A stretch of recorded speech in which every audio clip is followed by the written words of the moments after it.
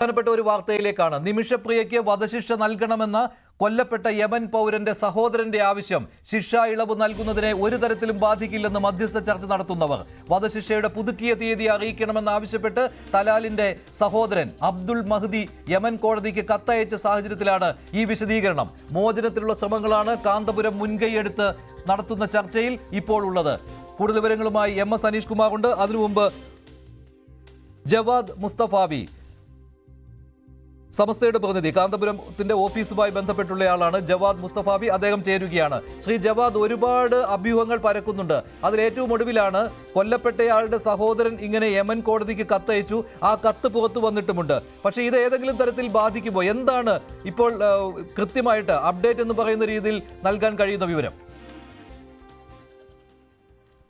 സ്വാഭാവികമായിട്ടും ഒരു കൊല്ലപ്പെട്ട ഇരയുടെ കുടുംബം അവരുടേതായിട്ടുള്ള അല്ലെങ്കിൽ കുടുംബത്തിലെ വൈകാരികമായി ബാധിച്ച ആളുകൾ അവരുടേതായ പ്രതികരണങ്ങളും പരിശ്രമങ്ങളും നടത്തുക എന്നുള്ളത് സ്വാഭാവികമാണ്. ഏതാനും ദിവസം മുമ്പാണ് കാന്തപുരം ഉസ്താദുമായി ബന്ധപ്പെട്ട ഓഫീസ് വധശിക്ഷ റദ്ദാക്കിയതായിട്ട് നമ്മെ അറിയിച്ചത്. അത് ശരിവെക്കുന്ന രൂപത്തിലുള്ള പ്രതികരണങ്ങൾ മറ്റു ചില ഭാഗത്തു നിന്നുകൂടി നമ്മൾ കേട്ടിരുന്നു. ഇപ്പൊ ഈ സഹോദരന്റെ അപേക്ഷകളൊക്കെ നമ്മളോട് വിളിച്ചോതുന്നത് വധശിക്ഷ റദ്ദ് ചെയ്യപ്പെട്ടിട്ടുണ്ട് എന്നുള്ള ഒരു വസ്തുത കൂടിയാണ്. അതുകൊണ്ടാണ് അത്തരത്തിലുള്ള നീക്കങ്ങൾ അവരുടെ ഭാഗത്തു നിന്നുണ്ടാവുന്നത്. പലതവണ ഉസ്താദുമായി ബന്ധപ്പെട്ട ആളുകളൊക്കെ വിശദീകരിച്ചതാണ്, ഈ കുടുംബം എന്ന് പറയുന്നത് കേവലം ഈ ഒരു സഹോദരനല്ല. സഹോദരൻ ഈ കുടുംബത്തിൽ മാപ്പ് കൊടുക്കാൻ ഇസ്ലാമിക ശരിയാ ലോ പ്രകാരം അർഹതപ്പെട്ട ആളുമല്ല. അത്തരം ആളുകൾ വേറെയുണ്ട്. വലിയ യുദ്ധം എന്നാണ് അതിന് ശരിയ ടെർമിനോളജി ആയിട്ട് പറയാം. അപ്പൊ അതിലൊന്നും പെടാത്തൊരു സഹോദരൻ സ്വാഭാവികമായിട്ടും അദ്ദേഹത്തിന്റെ വൈകാരിക പ്രകടനങ്ങൾ പ്രകടിപ്പിക്കുന്നതിന് അനാവശ്യമായ ദൃശ്യതകൾ കൊടുത്ത് ചർച്ച വെക്കുന്നത് അത് ശരിയായൊരു രീതിയല്ല എന്നാണ് എനിക്ക് തോന്നുന്നത്. വധശിക്ഷ റദ്ദ് ചെയ്തിട്ടുണ്ട്, അതിൽ യാതൊരു സംശയവുമില്ല. ഇനി എന്താണ് എന്നിടത്തേക്കുള്ള ചർച്ചകളിൽ ചെറിയ ചില തടസ്സങ്ങളുണ്ട്. ഇപ്പൊ സ്വാഭാവികമായിട്ടും ഉസ്താദിന്റെ അഭ്യർത്ഥന പ്രകാരം അവിടെ ഇടപെടുന്ന പണ്ഡിത ഗ്രൂപ്പ് അവര് അവിടെ ഇടപെടുമ്പോ ഇന്ത്യക്കാരായ ചിലര് ഞങ്ങളാണ് കുടുംബത്തിന്റെ ഔദ്യോഗിക പ്രതിനിധികൾ എന്നൊക്കെ പറഞ്ഞ് അവരുടെ ചർച്ചകൾക്ക് നിയമപരമായ തടസ്സം നിൽക്കാൻ ശ്രമിക്കുന്നുണ്ട്. അതല്ലാത്ത മറ്റ് യാതൊരു തടസ്സവും ഇല്ല.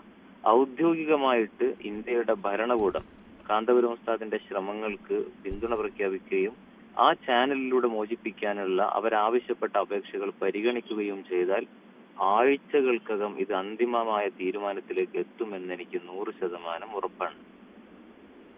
ജവാദ്, ഞാൻ ഒരു ക്ലാരിഫിക്കേഷൻ വേണ്ടി ചോദിച്ചോട്ടെ. ഓരോ തവണയും കാന്തപുരത്തിന്റെ ഓഫീസിൽ നിന്ന് കാര്യങ്ങൾ വ്യക്തമാക്കിക്കൊണ്ട് റിലീസുകൾ വരുമ്പോൾ അതിനെതിരായിട്ട് ചില കാര്യങ്ങൾ വരികയാണ്. അത് മാത്രമല്ല, കേന്ദ്ര സർക്കാർ ഇങ്ങനെയൊരു വധശിക്ഷ ഇളവ് വന്നിട്ടില്ല എന്ന കാര്യം പറയുകയാണ്. എന്താണ് ഇതിന് പിന്നിലെ ഇങ്ങനെയുള്ള അഭ്യൂഹം പരക്കാനുള്ള കാരണം? ഇപ്പോൾ തന്നെ ഈ തലാലിന്റെ സഹോദരൻ ഇങ്ങനെ ഒരു കത്ത് കൊടുത്തു. ഈ കാര്യം സ്പ്രെഡ് ചെയ്യുമ്പോൾ വധശിക്ഷയിൽ ഇളവില്ല എന്ന രീതിയിലുള്ള പ്രചാരണം നടക്കുകയാണ്. ഈ കൃത്യമായിട്ട് നിങ്ങളും ബ്രീഫ് ചെയ്യുന്നതല്ലേ കേന്ദ്ര മന്ത്രാലയങ്ങളെ? തീർച്ചയായും നമ്മൾ ഇതിന്റെ തുടക്കം മുതൽ ഞാൻ പല സംഗതികൾ ചർച്ചകളിലും പറഞ്ഞതാണ്. ഉസ്താദിന്റെ ഓഫീസിൽ നിന്ന് അറിയാൻ കഴിഞ്ഞത് തുടക്കം മുതൽ എല്ലാ ഇടപെടലുകളുടെയും അപ്ഡേഷൻസ് കേന്ദ്ര മന്ത്രാലയങ്ങളെ, വിദേശകാര്യ മന്ത്രാലയത്തെ, പ്രധാനമന്ത്രി ഓഫീസിന് കൃത്യസമയത്ത് ധരിപ്പിക്കുന്നുണ്ട്. കേന്ദ്രം തന്നെ ഞങ്ങൾക്ക് നയതന്ത്രപരമായ ബന്ധമില്ല എന്ന് പറയുന്ന ഒരു രാജ്യത്ത് നടക്കുന്ന സംഗതികൾ തന്റെ സൗഹൃദ ബന്ധങ്ങളിലൂടെ കാന്തപുരം ഉസ്താദിന്റെ ഓഫീസ് അറിയുന്നത് പോലെ നയതന്ത്ര ബന്ധങ്ങളിലൂടെ കേന്ദ്രം അറിയുക എന്നത് സാധ്യമല്ല. സ്വാഭാവികമായിട്ടും കേന്ദ്രം അറിയാൻ അതിൻ്റെതായ സമയമെടുക്കും. നോക്കൂ, 5-8 വർഷക്കാലം നിയമ പോരാട്ടം നടത്തിയിട്ട് യാതൊരു അപ്ഡേഷനും കിട്ടാത്ത ഇടത്താണ് ഉസ്താദിന്റെ ഇടപെടൽ കൊണ്ട് 72 മണിക്കൂറിനകം വധശിക്ഷ നീട്ടിവെക്കുന്ന ഉത്തരവുണ്ടായത്. അപ്പോഴും തുടക്കത്തിൽ കേന്ദ്രവും പ്രതികരിച്ചത് ഞങ്ങൾക്ക് വിവരം കിട്ടിയിട്ടില്ല എന്നായിരുന്നു. ഈ മഹദിയുടെ സഹോദരൻ അടുത്ത ദിവസം പോലും അതിനെ നിഷേധിച്ചുകൊണ്ട് കൃത്യസമയത്ത് വധശിക്ഷ നടപ്പിലാക്കുമെന്ന് പറഞ്ഞ് പോസ്റ്റ് ഇട്ടിരുന്നു. പക്ഷെ വസ്തുത കാന്തപുരം ഉസ്താദിന്റെ ഓഫീസ് അറിയിച്ചതാണ് എന്ന് 16-ാം തീയതി നമുക്ക് ബോധ്യപ്പെട്ടു. അതുപോലെ ഇതില് ഉസ്താദ് തന്റെ സൗഹൃദ ബന്ധം ഉപയോഗിച്ചുകൊണ്ട് നടത്തിയ നീക്കമാണ് നിർണായകമായത്. അതിനെ വിശ്വാസത്തിലെടുത്ത് കൂടെ നിൽക്കുക എന്നതാണ് ഇപ്പോൾ മലയാളികൾ ചെയ്യേണ്ടത്.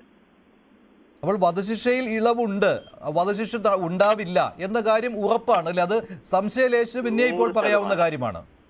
100%. അപ്പോൾ ഇനിയുള്ള ചർച്ചകൾ എന്ന് പറയുന്നത് ഒന്നുകിൽ മോചനം, അതല്ലെങ്കിൽ അവിടുത്തെ നിയമമനുസരിച്ച് ചിലപ്പോൾ ജീവപര്യന്തം ശിക്ഷ. ഇതിനുള്ള ചർച്ച മാത്രമാണ് നടക്കുന്നത് അല്ലേ? തീർച്ചയായും അതില് ഇപ്പം മോചനം എന്നത് തന്നെ 100% ഉറപ്പാണ് എന്ന ഘട്ടത്തിലേക്ക് തന്നെ കാര്യങ്ങൾ എത്തിയിരുന്നു. പക്ഷെ അതിന്റെ ഇടയിൽ ചില ആളുകള് ഈ കാന്തപുരം ഉസ്താദിന്റെ അഭ്യർത്ഥനയെ തുടർന്ന് സൂഫി പണ്ഡിതർ നടത്തുന്ന ചർച്ചകൾ ഔദ്യോഗികമല്ല എന്നും അത് നിമിഷപ്രിയയുടെ കുടുംബത്തെ പ്രതിനിധീകരിക്കുന്നതല്ല എന്ന് പറഞ്ഞുകൊണ്ട് ഇന്ത്യയിൽ നിന്ന് തന്നെയുള്ള ചിലർ ഈ ചർച്ചയ്ക്ക് തടസ്സം സൃഷ്ടിക്കുന്ന സാഹചര്യം ഉണ്ടായിരുന്നു. അത്തരം സാങ്കേതിക തടസ്സങ്ങളല്ലാതെ യാതൊരു തടസ്സവും ഈ രംഗത്തില്ല. അതെന്താണ് ആ സാങ്കേതിക തടസ്സം? എന്താണ് ജവാദ്? സ്വാഭാവികമായിട്ടും ഈ കേസിൽ നിമിഷപ്രിയക്ക് വേണ്ടി ഈ സൂഫി പണ്ഡിതന്മാർ ഇടപെടുമ്പോൾ അത് അവരുടെ ഔദ്യോഗിക പ്രതിനിധികളല്ല, അവരുമായിട്ട് ചർച്ച നടത്തേണ്ട ആവശ്യമില്ല എന്ന് ഈ നിമിഷപ്രിയയുടെ ഈ കേസിൽ മുമ്പ് ബന്ധപ്പെട്ടിരുന്ന ചില ഇന്ത്യൻ പ്രതിനിധികൾ തന്നെ സംസാരിക്കുന്നത് ഇതിനെ നെഗറ്റീവായിട്ട് ബാധിക്കുന്നുണ്ട്. ചെറിയ ചില സാങ്കേതിക തടസ്സങ്ങൾ, ചെറിയ കൺഫ്യൂഷനുകൾ ഉണ്ടാക്കുമ്പോൾ ഉണ്ടാകുന്ന ആശങ്കകൾ, അതല്ലാതെ കാര്യമായ തടസ്സങ്ങൾ യാതൊന്നും ഈ വിഷയത്തിൽ ഇതുവരെയും ഇല്ല. അപ്പോൾ അറ്റോർണി ജനറലിന് ഒരു കത്തയക്കുമ്പോൾ അറ്റോർണി ജനറൽ സ്വാഭാവികമായിട്ടും ഇത് കോടതിയെ അറിയിക്കുമല്ലോ. അങ്ങനെയുള്ള നിയമപരമായ കാര്യങ്ങളുണ്ടല്ലോ. തലാലിന്റെ സഹോദരന്റെ കാര്യമാണ് ഞാൻ പറഞ്ഞത്. അപ്പോൾ അത് ഈ നിയമ പോരാട്ടത്തിൽ ഒരു തടസ്സമായി നിൽക്കുമോ? കാരണം ഇനി വധശിക്ഷയുടെ തീയതി പുതുക്കി നിശ്ചയിക്കേണ്ടതുണ്ടല്ലോ. അതോ അങ്ങനെയൊന്നും ഉണ്ടാവുകയില്ല എന്ന് തന്നെയാണോ? വധശിക്ഷ ഇല്ല, ഒഴിവാക്കി റദ്ദ് ചെയ്തു എന്ന് പറയുമ്പോൾ പിന്നെ പുതുക്കി നിശ്ചയിക്കുന്ന ഒരു സാഹചര്യം വരുന്നില്ലല്ലോ. അങ്ങനെ ഒരു ഓപ്ഷനേ ഇനിയില്ല. അപ്പോൾ അത് ഔദ്യോഗികമായിട്ട് നിങ്ങൾക്ക് തന്നെ അത് കേന്ദ്ര മന്ത്രാലയങ്ങളെ അറിയിക്കാവുന്നതല്ലേ ജവാദ്? അറിയിച്ചിട്ടുണ്ട് എന്നാണ് എനിക്ക് അറിയാൻ കഴിഞ്ഞത്. കേന്ദ്ര മന്ത്രാലയങ്ങളെ അറിയിച്ചിട്ടുണ്ട്. പിന്നെ ഇതിൽ ചില ദുരൂഹതകളുണ്ട്, അതേക്കുറിച്ച് നമുക്ക് പിന്നീട് ചർച്ച ചെയ്യാമെന്ന് തോന്നുന്നു.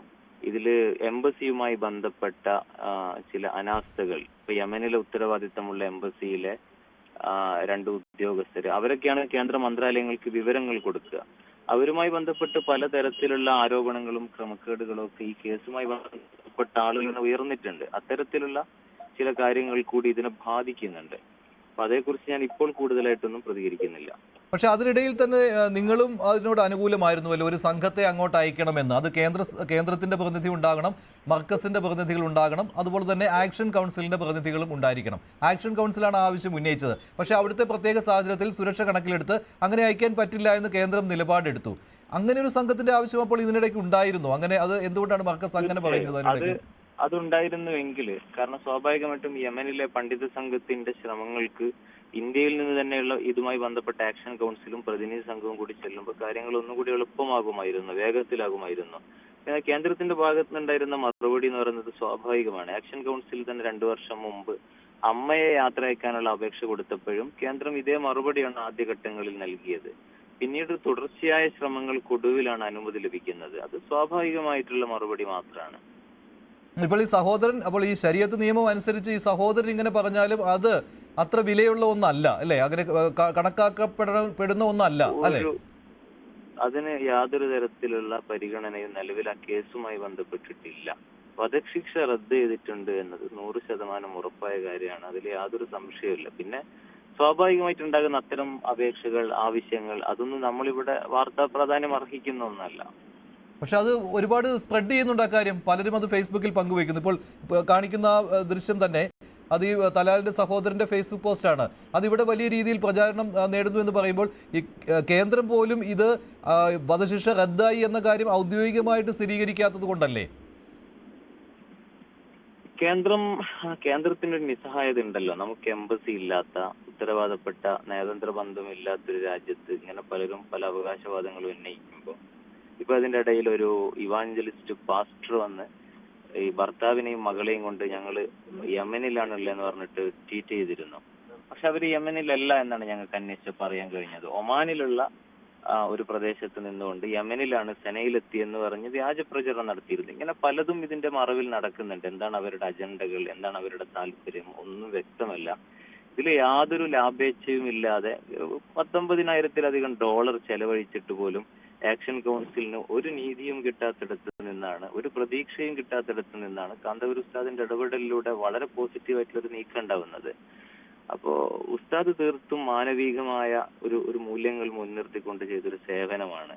മറ്റ് കോൺട്രവേഴ്ഷ്യൽ സംഗതികളോടൊന്നും മറുപടി പറയാനോ ഇടപെടാനോ ഉസ്താദുമായി ബന്ധപ്പെട്ട് കേന്ദ്രങ്ങൾക്കോ താല്പര്യമുണ്ടാകില്ല.